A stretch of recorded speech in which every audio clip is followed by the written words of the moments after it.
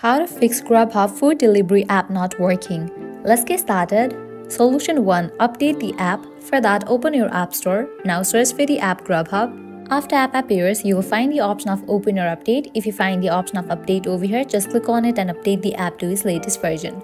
Solution 2. Clear the cache for the app. For that, open your settings app. Scroll down, head towards the option of general. Open this option iPhone storage. In this page, you're gonna find all the apps that are installed in your device. Head towards the app Grubhub. Click on a float app. Click on a float app. A floating app clears all the cache for the app. Now click on reinstall app. After completion of reinstallation process, you can check whether app is working or not. Solution 3. Completely delete this app from your device and reinstall it. For that, long press on the app.